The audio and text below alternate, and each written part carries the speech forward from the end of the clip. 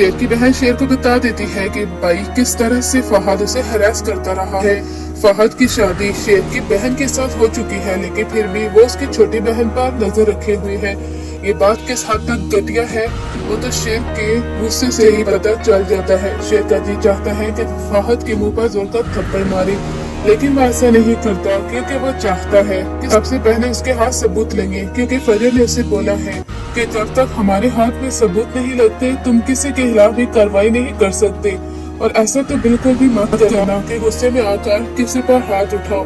एक बात याद रखना मेरी, शेर तुम्हें अपनी माँ की खातिर सब लोगों से अच्छे तरीके से ही पेश आना होगा। जब तक हमारे हाथ सबूत नहीं लगते हमें यही रवैया अपनाना होगा। फजल कहती है कि तुम्हारे बाबा को इंसाफ मैं दिलाऊंगी, और एक बार याद रखना कि हम तुम्हारे बाबा को इंसाफ दिला कर रहेंगे। शेर कहता है कि तुम मेरे साथ होना तो कोई भी मुसीबत मुसीबत नहीं लगती, क्योंकि जिंदगी का एक ऐसा लम्हा जो मैं अब गुजार चुका हूँ, जिसमें मुझे जीने की कोई उम्मीद नजर नहीं आ रही थी, लेकिन जब तुम मेरे पास थी तो तुमने मुझे इन कातलों से बचा लिया। मैं इस चीज को कभी भी भुला नहीं पाऊंगा। फजर कहती है कि आखिर क्या हो गया है, कब तक तुम मेरा शुक्रिया अदा करते रहोगे। लेकिन शेर कहता है कि जब तक जिंदगी है तुम्हारी आंखों में एक आंसू भी नहीं लाऊंगा और तुम्हें खुशियाँ देने की भरपूर कोशिश करूंगा फजर। यहाँ तक कि वो फजर को शादी के लिए भी कह देता है। फजर कहती है कि इस मौके पर शादी की बात आखिर है तो है ना, लेकिन शेर कहता है मैं तुम्हारे बगैर नहीं रह सकता फजर। मैं चाहता हूँ कि मैं तुम्हारे साथ शादी कर लूँ और मैं सारी जिंदगी अब तुम्हारे साथ ही गुजारना चाहता हूँ। जब भी तुम दूर होती हो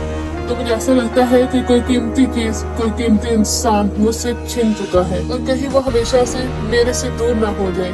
फजर कहती है सोचने के लिए वक्त दो, मैं अपनी अम्मी से बात करके फिर ही फैसला करूंगी। अब फजर अपनी वालदा से बात कर लेती है और उसकी वालदा का फैसला यही होता है कि वो शेर के साथ शादी कर ले, क्योंकि उसकी वालदा कहती है कि तुम्हारे माजी को देखकर बहुत से लोग तुम्हें रिजेक्शन दे जाते हैं, इस वजह से कि तुम शादी वाले दिन भाग कर गई थी। अब कोई भी शख्स तुम्हें अपनाने को तैयार नहीं होगा सवाए शेर के।